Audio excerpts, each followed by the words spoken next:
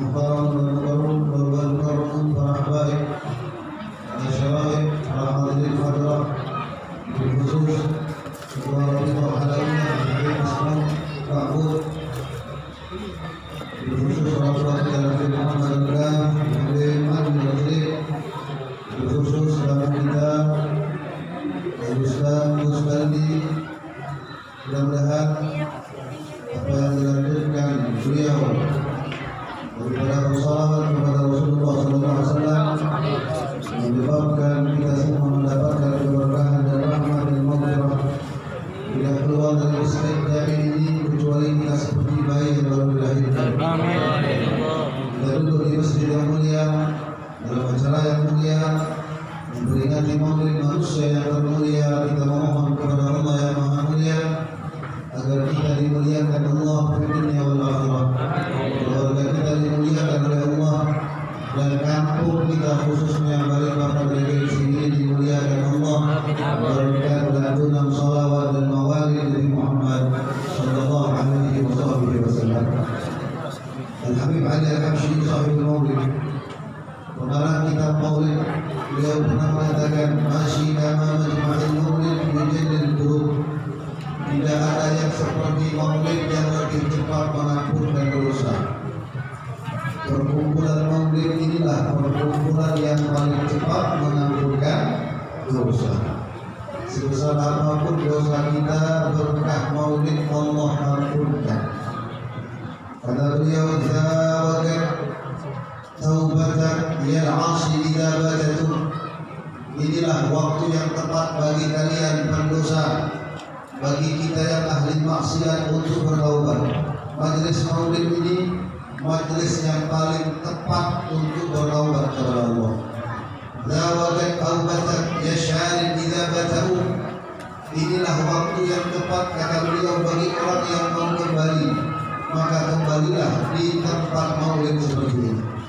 Karena semua yang kembali, yang jelek menjadi baik, yang baik menjadi lebih baik, akan diterima dan diijabah oleh Allah berkat maulid Nabi Muhammad.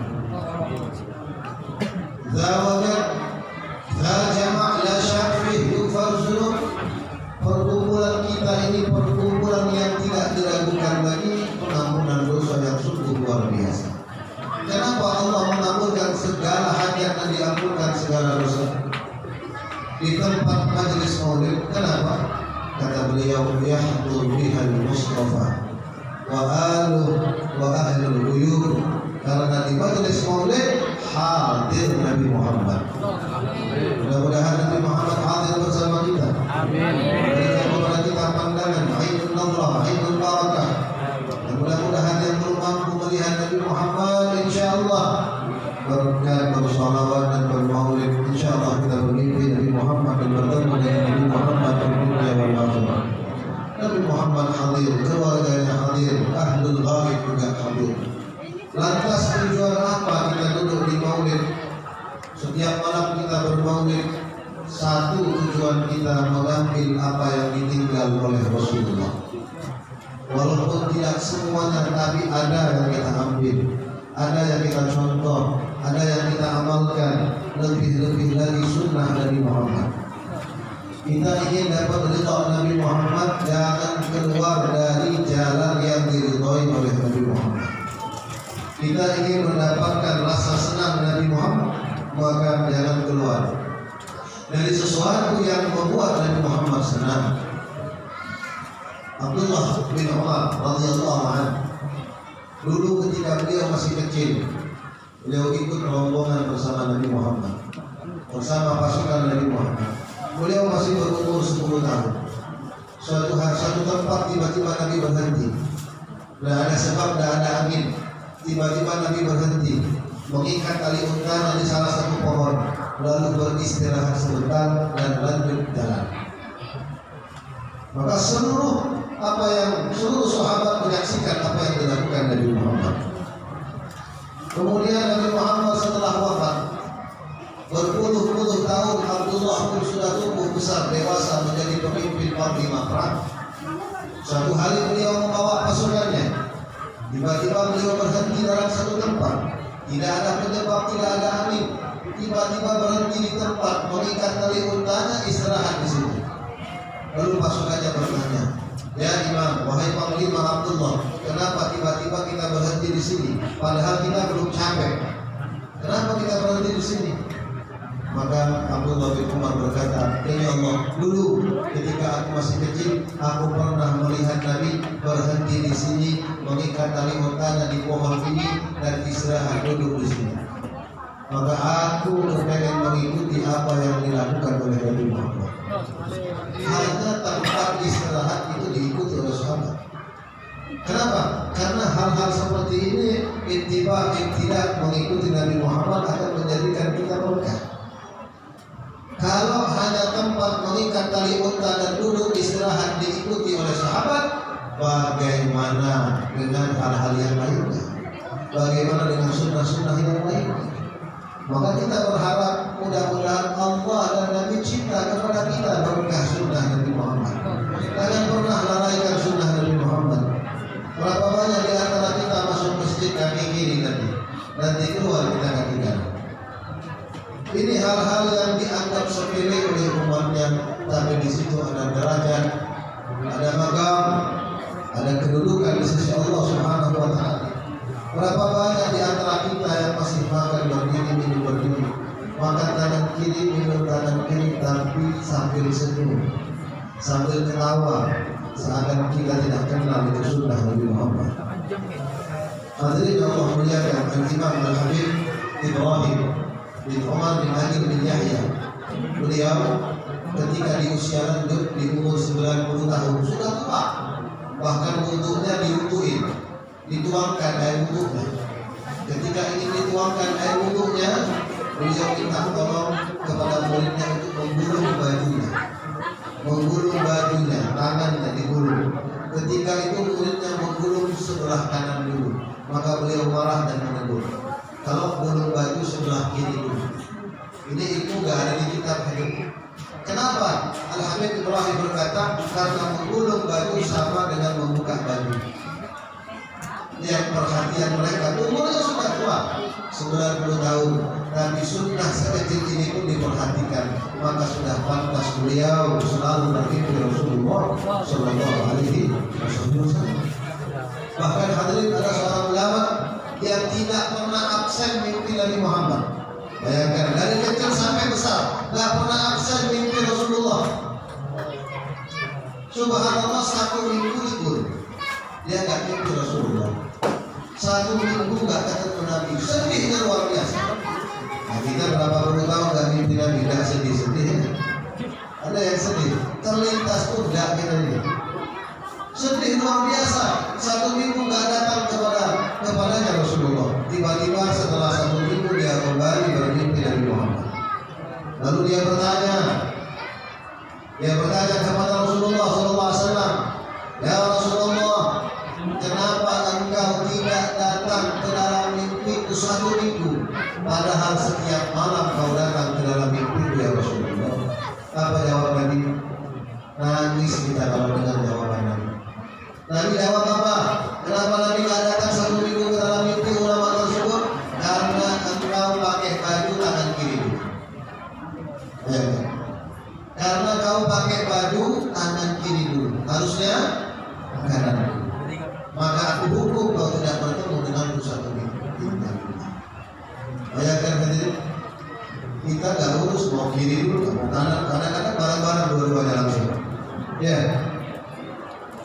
Ini perhatian Nabi Muhammad kepada orang yang dicintainya. Maka kalau kita mau dapat perhatian Nabi, cari cintanya Nabi di dalam sholat berjamaah, bersalawat, beristighfar, bermaulid, berbakti kepada kedua orang tua, berbakti kepada suami, tetangga, semuanya perbuatan kebaikan kita kerjakan dengan niat satu, mendapat daripada ridha Allah dan syafaat Nabi Muhammad Sallallahu Alaihi Wasallam. Kita semua kepengen dekat dengan Nabi Muhammad Sallallahu Alaihi Wasallam. Terakhir dulu Sayyid Abu Yasin Muhammad bin Ali Al-Malik, dulu kita tercinta, beliau pernah bercerita. Dulu ada satu keluarga di Turki. Di Turki ahli sholawat, ahli Quran, ahli zikir, sangat cinta kepada Nabi, selalu merindukan Nabi Muhammad.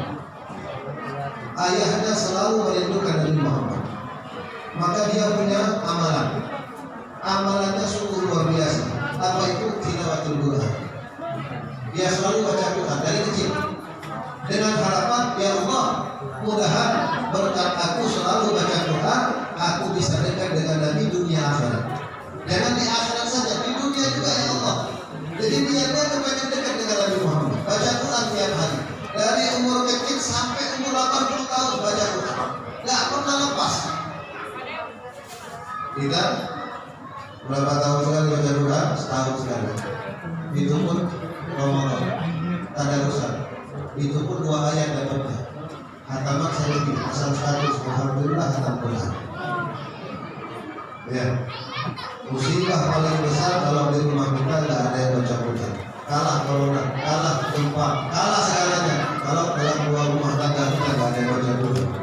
Akhirnya sudah tua dia nggak bisa lagi baca Quran yang kecil hurufnya. Lalu dia memutuskan dia akan menulis Quran dengan tulisan sendiri. Selesai 3 bulan. Lalu dia mulai membaca Al-Quran dengan tulisannya. Ketika beliau sakit, sakitnya yang menyebabkan beliau wafat, beliau pesankan kepada anaknya. Beliau wasiat sebelum wafat, nah, kalau bapak nanti mati, kalau bapak nanti meninggal dunia, ada wasiat, kuburkan aku bersama Al-Quranku ini. Al-Quran yang dia tulis, kuburkan bersama-sama dalam satu lubang, dalam satu liang. Subhanallah, singkat cerita meninggal bapaknya. Karena ini wasiat, dimakamkanlah bapaknya beserta Al-Quran tersebut. 1 tahun pas sudah wafat. Tahun depan anaknya berangkat haji. Setelah haji ziarah ke Madinah. Ini kejadian belum lama, sekitar tahun 90-an. Subhanallah, setelah sampai di Madinah, anaknya memperbanyak ibadah di Masjid Nabawi. Setelah sholat berjamaah, anaknya ke pasar. Ya sama kayak kita, jalan-jalan belanja ya. Orang Indonesia terkenal belanja. Kalau sudah belanja nggak pakai nawak, betul? Betul nggak? Nggak pakai nawak sedikit, nawak banyak. Dia masuk toko buku, toko Al-Quran. Dia kaget, betapa kagetnya dia melihat di toko Al-Quran itu ada Al-Quran bapaknya. Maka dia bertanya kepada yang punya toko, bisa mengambilkan Al-Quran itu? Bisa. Subhanallah, menangis. Ini Al-Quran bapakku. Dari mana kau dapatkan? Aku membelinya dari tukang kubur di Baki. Karena dia perlu uang, aku beli. Bisakah ketemukan aku dengan tukang gali kubur itu? Bisa. Ketemu. Di mana kau dapatkan Al-Quran ini? Demi Allah, ini Al-Quran ayatku yang sudah dikuburkan tahun lalu. Masa bisa sampai di Madinah? Di mana kuburannya? Aku mendapatkannya di kuburan ini. Ketika aku menggali kuburan ini, jasadnya masih utuh, maka aku tidak berani. Karena kalau jasad masih utuh nggak bisa ditumpuk. Maka ada Al-Quran yang aku ambil. Ketika aku kepepet perlu aku jual. Digali, dibongkar, dibaki. Betapa terkejutnya sang anak melihat betul itu jenazah ayahnya. Itu jenazah bapaknya yang dikuburkan 1 tahun lalu di Turki. Kenapa bisa pindah? Anaknya berkata, betul apa niat ayahku yang selalu berdoa, ya Allah, berkat baca Al-Quran dekatkan aku dengan Nabi dunia akhirat. Walaupun dia di Turki, dengan izin Allah tidak ada yang mustahil beliau dekat dengan Nabi. Beliau dipindahkan oleh Allah di kota Madinatul Munawwarah. Itulah orang-orang yang cintanya jujur. Maka mudah-mudahan berkat Maulid, semua yang mencintai Nabi dibalas cintanya, dapat syafaat dan masuk surga bersama Nabi Muhammad di dunia wal akhirah, mendapatkan surga bersama Nabi Muhammad dan berkumpul dengan para sahabat Nabi Muhammad. Dan mudah-mudahan sebelum kita meninggal, kita diizinkan untuk bermimpi Nabi Muhammad. Ketika kita meninggal, ketika kita sakaratul maut, Nabi Muhammad hadir. Berkat kita selalu hadir dalam acara Maulid dan membimbing kita dalam mengucapkan kalimat la ilaha